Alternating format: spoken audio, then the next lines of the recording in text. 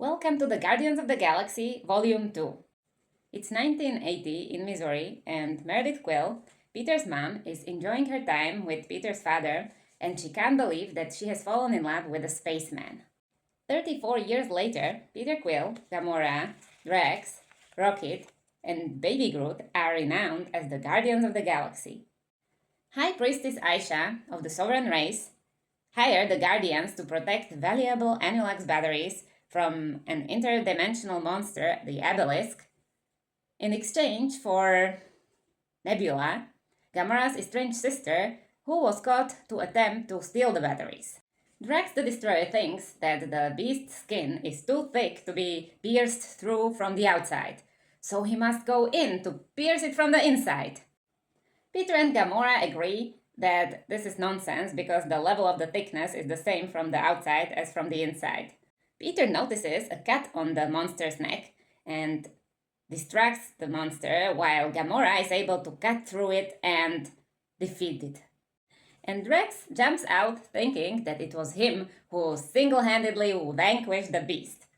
On the other hand, Baby Groot is angry because Drax stopped his disco party during the fight.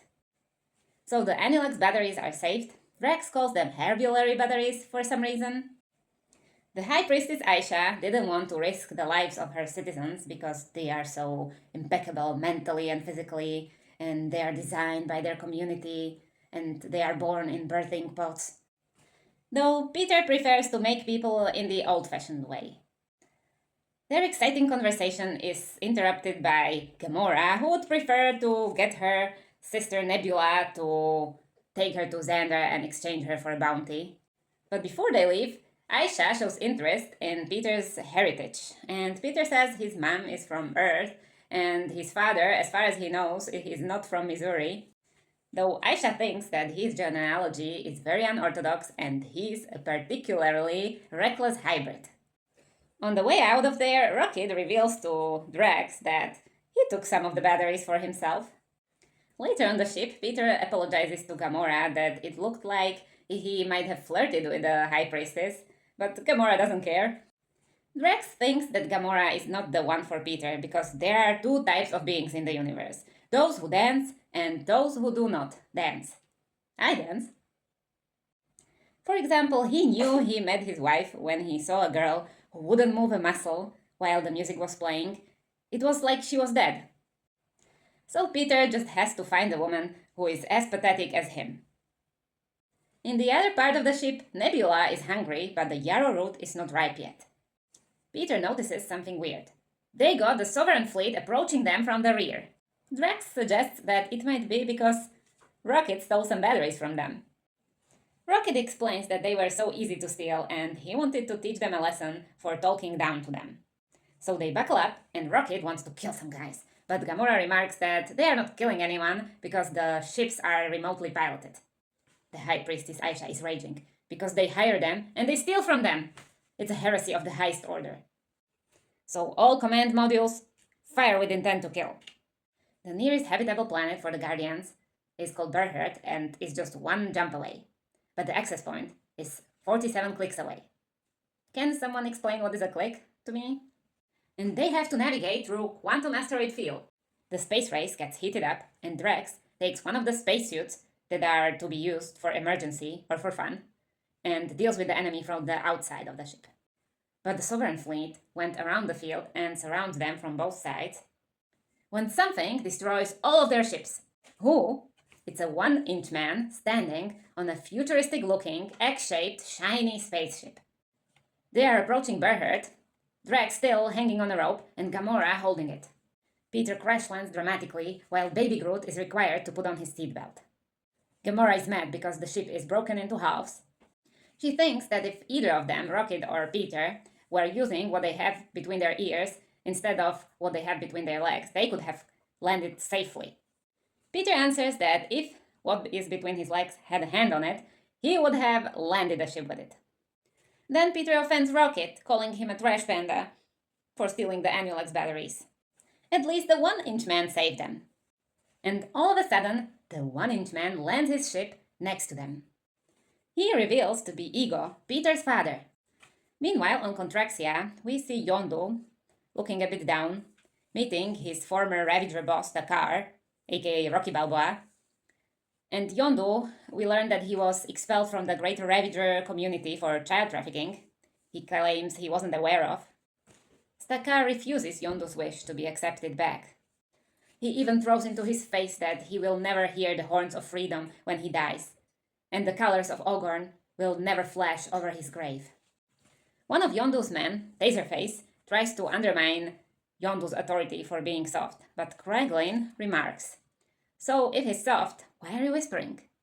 Then, all of a sudden, the High Priestess Aisha walks in a ceremonically comical way on a blue carpet on Yondu, offering him a generous pay for capturing the Guardians.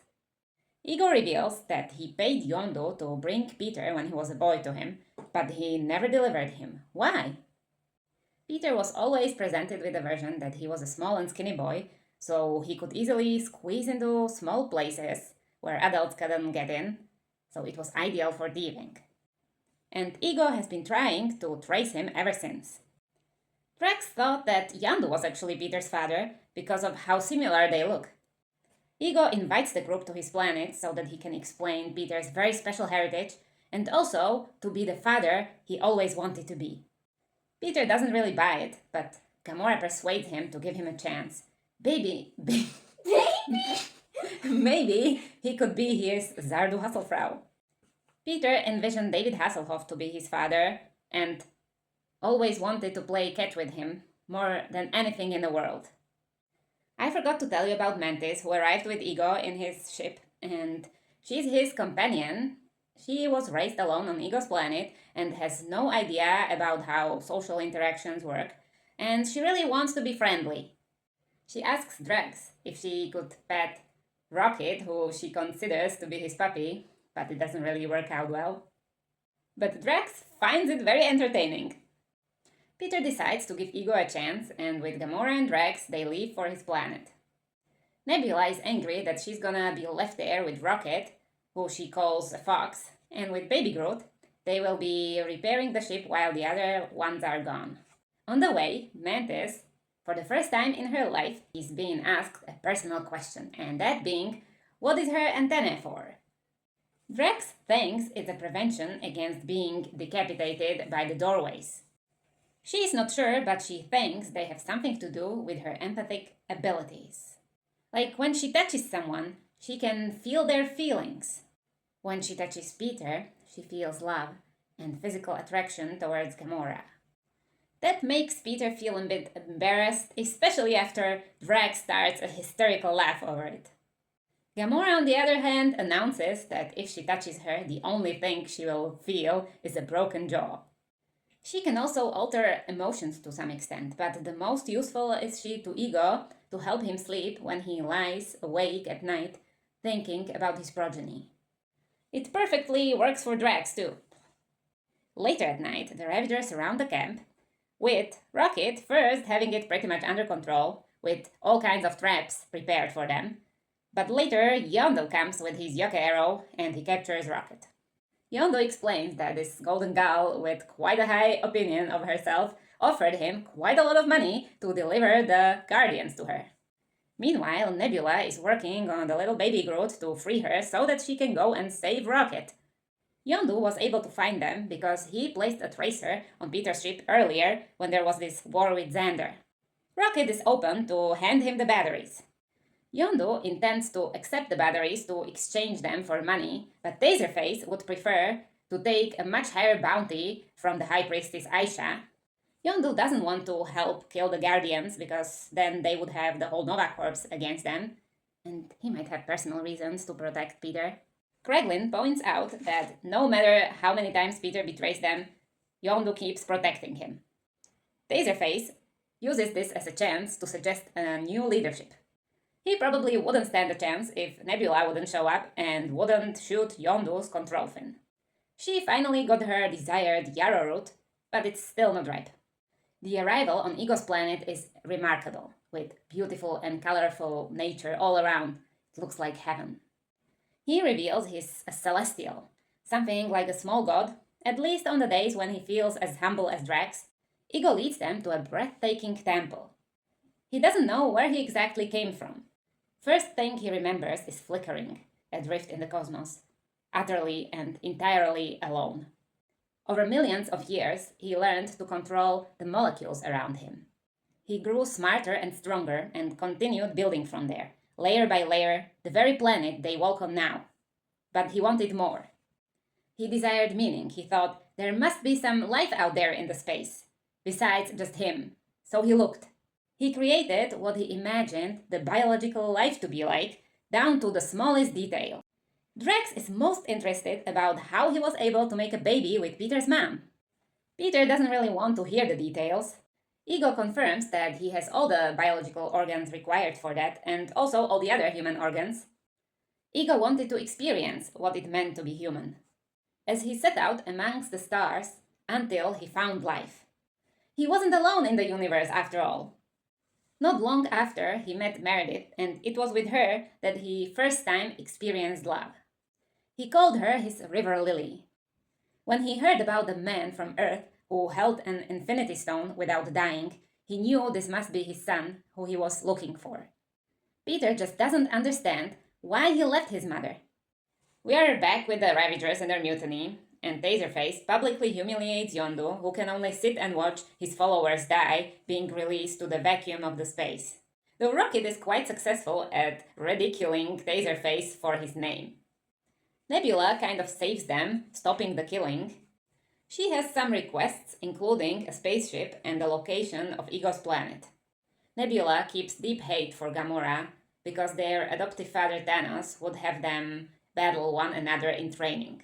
And every time her sister Gamora won, Thanos would replace a piece of Nebula by machinery.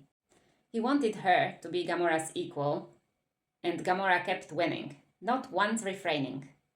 So with the money from the bounty, after killing Gamora, Nebula intends to buy every conceivable instrument of death. She wants to hunt her father like a dog and tear him apart, slowly, revenging herself for the pain she feels every single day. Kraglin first thought she might want a handbag or some jewelry. So now back to Peter and Ego. Peter's mom told everyone that his father was from the stars. And as she had a brain cancer, everyone thought she was delusional.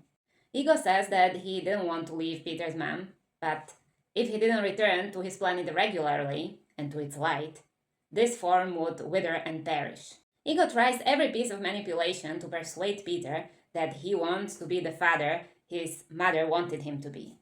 Ego starts to teach Peter how to use his inherited celestial powers to create a ball formed from the energy between his hands, and they can even play catch with it. Meanwhile, Drax asks Mantis about her origin. Mantis claims Ego found her on her home planet, orphaned in her larva state. Ego raised her by hand and kept her like his own. Drax refers to her as a hideous bat, but Drax thinks it's a good thing because if you're ugly and someone loves you, you know that they love you because of who you are, and beautiful people just never know who to trust. That makes Mantis feel grateful to be ugly. She even reminds Drax of his daughter, not because they're both disgusting, but they're both innocent. Mantis touches Drax and sobs, feeling his pain. She wants to reveal some information, but then Gamora walks on them and she stops. Later, Mantis reveals to them that the planet is Ego himself, and he doesn't allow any visitors without purpose. Back to Taserface, who wants to deliver Yondu and Rocket to the Kree in the morning. Though Baby Groot is too adorable to be killed, so he becomes a mascot and a plaything for the drunk Ravagers. Yondu and Rocket grow closer together, talking about Yondu's expulsion from the Ravagers community. So Baby Groot wants to help them, and Yondu instructs him to bring over his control fin that he needs to operate his Yak Arrow. Baby Groot takes it a lot of trials and errors, bringing underwear, an Orloni, an eye, Rocket wants that eye, a desk, a finger. We even find out that Baby Groot hates hats. Why? It's because one minute you think that someone has a weird head shape, and the next minute you realize it's because the head is part of the head.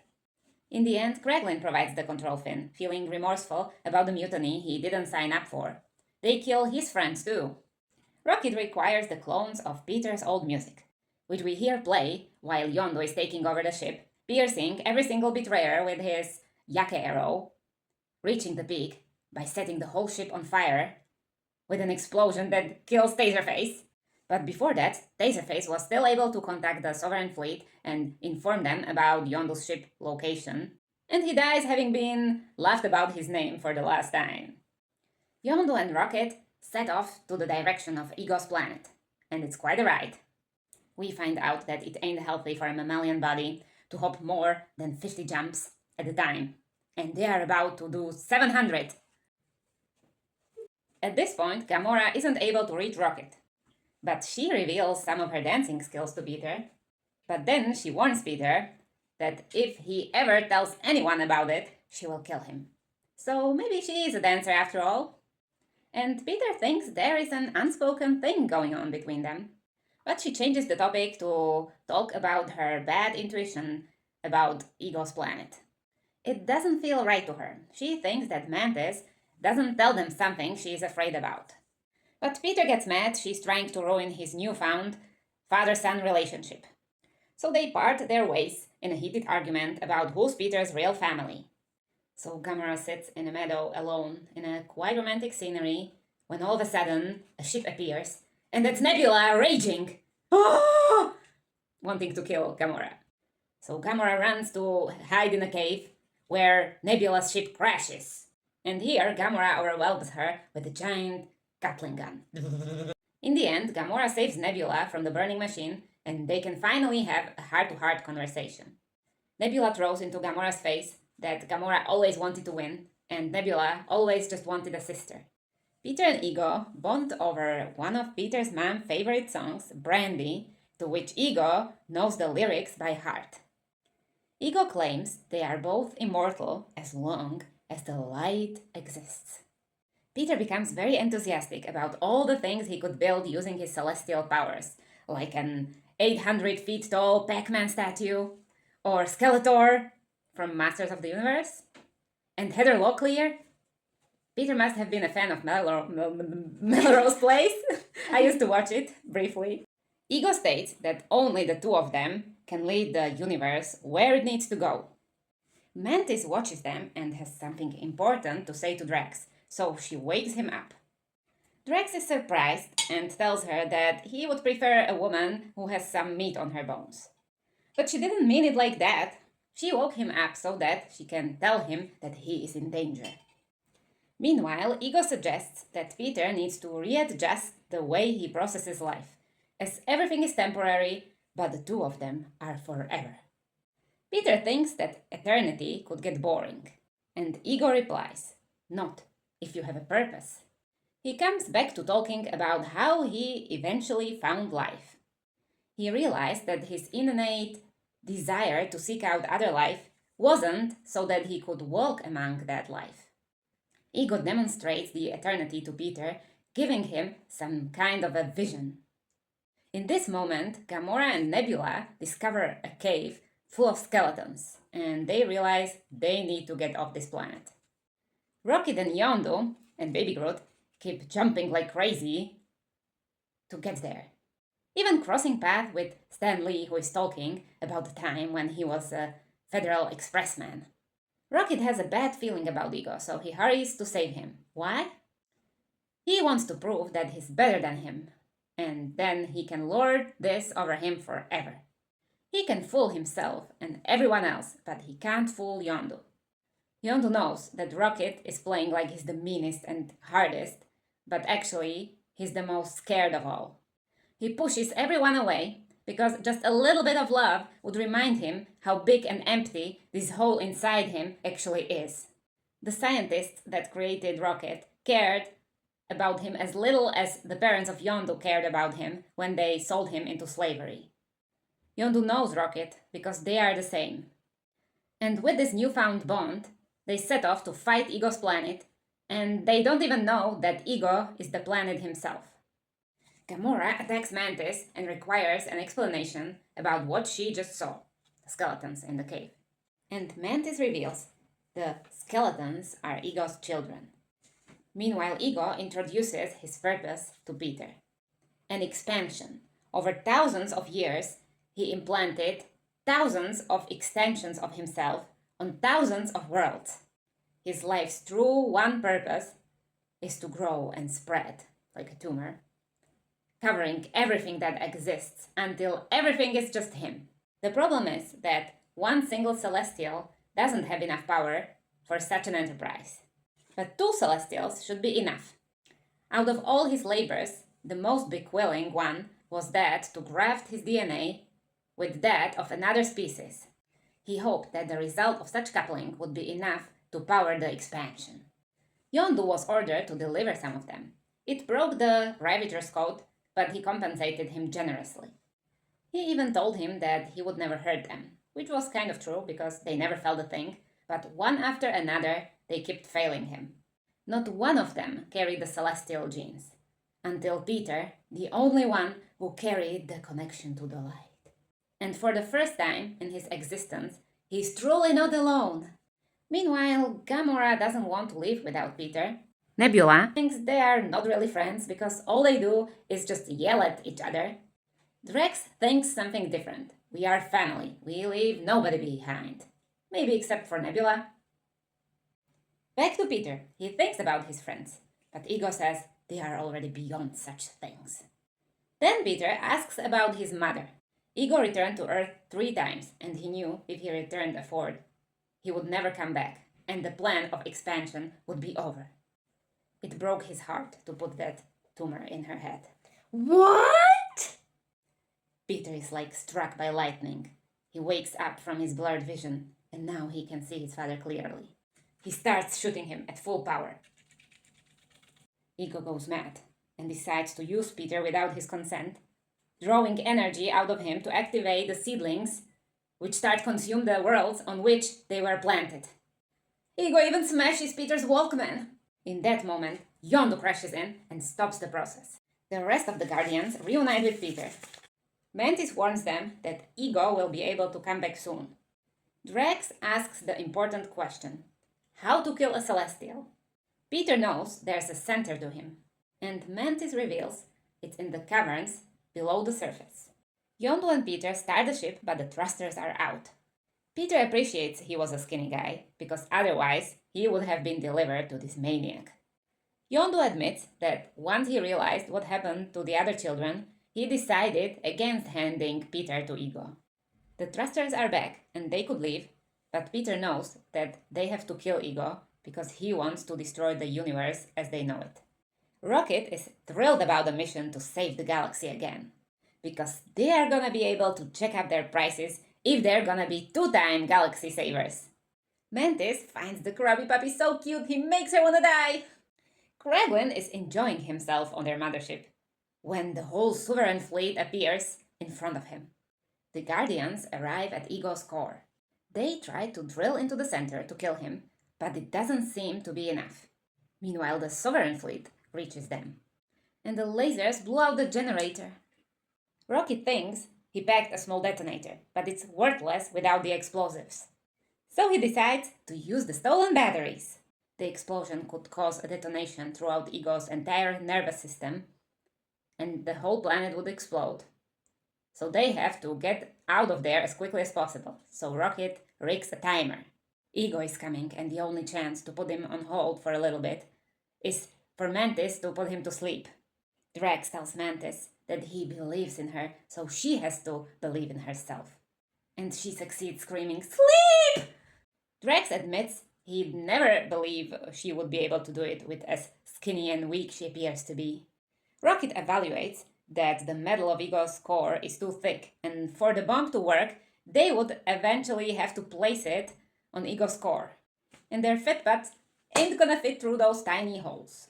And the only idea they have left is to send Baby Groot with the bomb.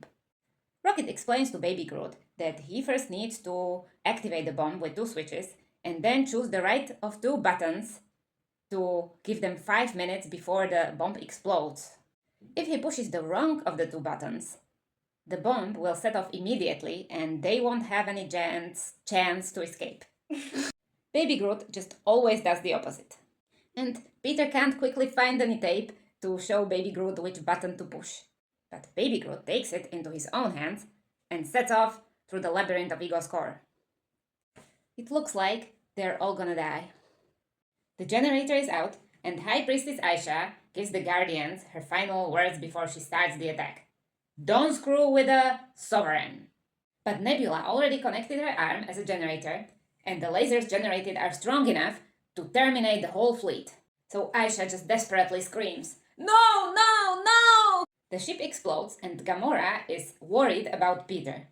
But he floats down with Yondu, aka Mary Poppins, as cool as ever. The following scene where all the Guardians assemble heroically together gives me goosebumps, until something hits Mantis. Kraglin prepares to pick them up in 5 minutes. Drax takes Mantis, heroically managing his sensible nipples in the spacesuit. Arrow rig. Gamora and Nebula find their way out of there together. And Peter faces his evil father for the last time. Yondu, being stuck and suffocated by the rocks surrounding him, gives Peter his final fatherly advice. I don't use my head when I fly the arrow. I use my heart. Peter, being under Ego's energy strings, thinks about all the happy moments with all the people he loves and finds the power within his heart to reverse Ego's doing. My favorite song of this movie plays, and Baby Groot has finally the chance to push the right button on the bomb, and he does it! Rocket comes for Yondu to take him back to the ship, but Yondu wants to be the one who takes care of Peter this time. With words, I ain't done nothing right my whole life. Rat. You need to give me this. Before leaving, Rocket gives Yondu the last spacesuit and arrow rig, and Baby Groot welcomes him to the Guardians of the Galaxy. Ego and Peter still fight each other, forming a giant Pac-Man. On the ship, Gamora refuses to leave without Peter. But Rocket pacifies her, because he can only afford to lose one friend today. And also, by the way, I love it when Rocket wears an arrow rig. I think it's so cute and funny when he just flies around. Ego tells Peter, You're a god. If you kill me, you'll be just like everybody else. And Peter answers, What's so wrong with that? And then, the bomb with the whole Ego's core explodes, and Ego disintegrates and disappears in Peter's hands. Yondu arrives just in time to get Peter out of the burning place, stating, He may have been your father, boy, but he wasn't your daddy. I'm sorry I didn't do none of it right. I'm damn lucky you're my boy. And with these words, he stuck the last spacesuit they had on Peter, entering the vacuum of the space, dying to save him. Every time I see this scene, I cry. Saying goodbye to Yondu, Peter gives a speech about how he thought that David Hasselhoff would be his imaginary father.